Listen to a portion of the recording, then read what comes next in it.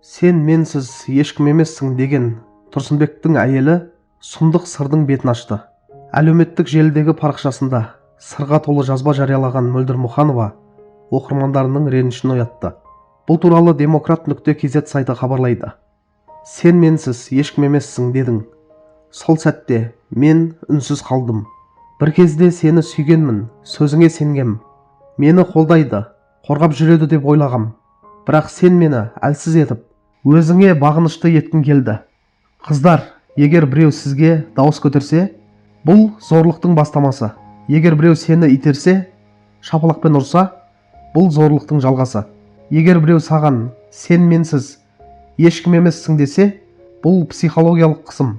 Есіңде болсын, сенің өміріңде ешкімнің дауыс көтеруге, қол көтеруге, қадіріңді таптауға құқығы жоқ. Сен құндысың, сен нәзік, бірақ мықтысың. Сен тыныш, қауіпсіз өмірге лайықсың деп жазды Мөлдір Мұханова. Оқырмандары оның бұл жазбасын өздерінше жорып, мәке остановись, басқа отбасылардың ажырасуына себепші болма.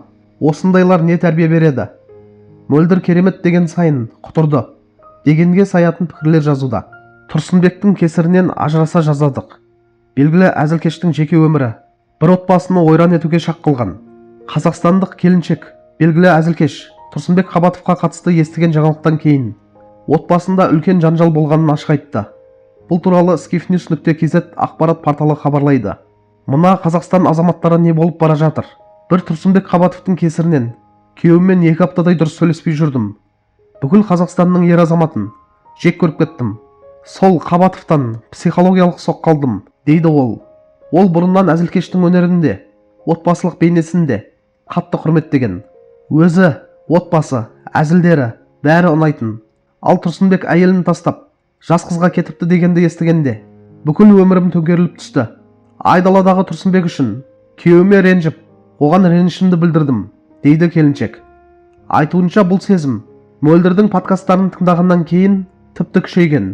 Сол подкастта Мөлдір: мен Тұрсынбекке ана болып кетіппін, көп көңіл бөліп, өзімді жоғалтып алыппын. Бүкіл өмірімді соған арнадым деді. Сол сәтте мен оны бұрынғыдай құрметтей алмадым.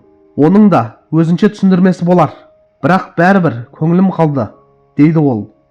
Жаңалық келіншектің күйеуіне қатысты бұрынғы реніштерін де қозғаған. Тұрсынбектің жағдайын естіген сәтте күйеуімнің біраз уақыт мені ресторанға апармағаны, гүл сыйламағаны есіме түсті. Сол сәттен бастап үйде атмосфера өзгерді. Біз ажырасып кете жаздадық, деп түйіндеді ол. Құрметті көрермендер, Мөлдір Мұханованың жазбасы нәзік жандардың жүрегін дөп басқан, терең ой мен өмірлік шындыққа құрылған үндеу. Бұл қоғамда жиі айтылмайтын, бірақ өте маңызды мәселені ашық көтерудің бір көрінісі деп ойлаймын. Сен менсіз ешкім емессің деген сөз көп адамның өмірінде естіген ауыр сөйлем болуы мүмкін. Бұл тек сөз емес, бұл психологиялық қысымның, тәуелділіктің басы. Мөлдір осы бір шындықты ашық айтып отыр екен. Бұл жазба біреудің отбасын бұзуға емес, біреудің өз-өзін табуына, өз қадірін түсінуіне себеп болуы мүмкін. Зорлық тек дене жарақаты емес, психологиялық қысым, манипуляция, адамның өзін-өзі бағалауын таптау да зорлықтың бір түрі. Өкінішке қарай, мұны түсінбей, басқа отбасыларға іріткі салып жатыр.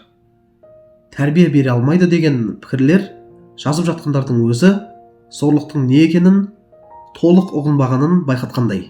Мөлдірдің жазбасы басқа әйелдерге көз ашуға, өз қадірін тануға, үнсіз жылап жүргендердің үнін шығартуға себеп болса, ол үлкен игілік.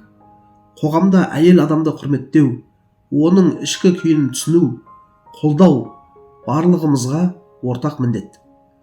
Жазбаға эмоциямен емес, санамен, жүрекпен қарауымыз керек деп ойлаймын.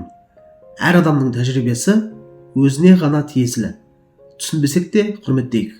Әлеуметтік желідегі жазба әр адамның шындығының бір үзігі. Мөлдір Мұханованың бұл жазбасы өз басынан өткерген немесе өз көзімен көрген өмірлік сабақтың шынайы көрінісі болуы мүмкін.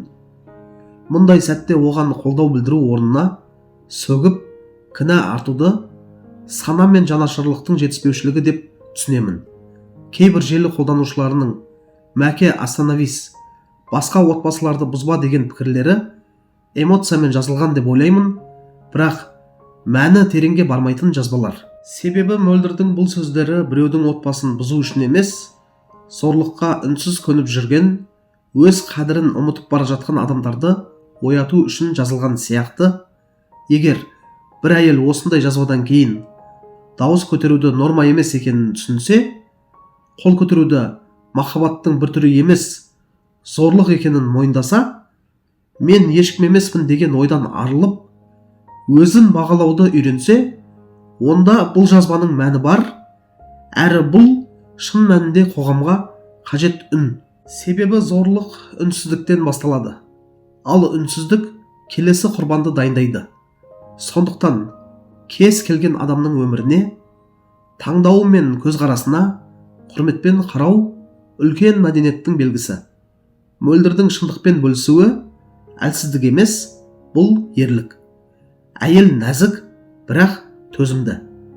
Ол көп нәрсені кешіре алады, бірақ ешкімнің де оны таптауға, қорлауға, қорқытуға құқығы жоқ.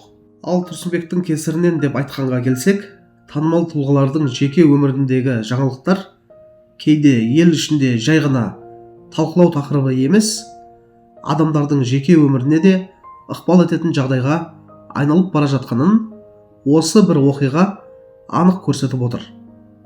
Аталған келіншектің Тұрсынбек Қабатов жайлы естігеннен кейін отбасында жанжал туындағаны бір қарағанда оғаш көрінуі мүмкін, бірақ шын мәнінде бұл біздің қоғамда идеал ретінде қалыптасқан тұлғаларға тым жоғары үміт артатынымыздың көрінісі.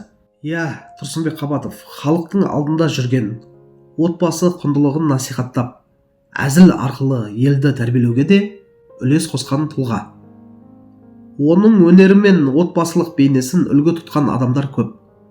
Бірақ шындық әрқашанда бір жақты болмайды. Өмір күрделі, адам пенде. Біреудің қателігін естіп, сол үшін өз жарыңа ренжу, ішкі реніштердің сыртқа шығуына себеп қана. Яғни бұл келіншек Тұрсынбекке емес, өзінің отбасындағы тереңде жатқан көңіл толмаушылықтарға еріксіз бетпе-бет келді. Демек, бұл жағдай сыртқы триггердің әсерінен туындаған ішкі шындық. Тағы бір маңызды нәрсе, біз танымал адамдардың өмірін тым жақын қабылдап, оларды мінсіз кейіпкерге айналдырып жібереміз. Бірақ олар да ет пен сүйектен жарылған, шешімінен, әрекетінен қателесуі мүмкін жандар. Ендеше, олардың адасуы біздің өміріміздің діңгегін шайқалтуға себеп болмауы тиіс. Отбасы бір-біріне деген сенім мен түсіністікке негізделуі керек. Атақты адамдардың әрекеті тек өздерінің жауапкершілігі.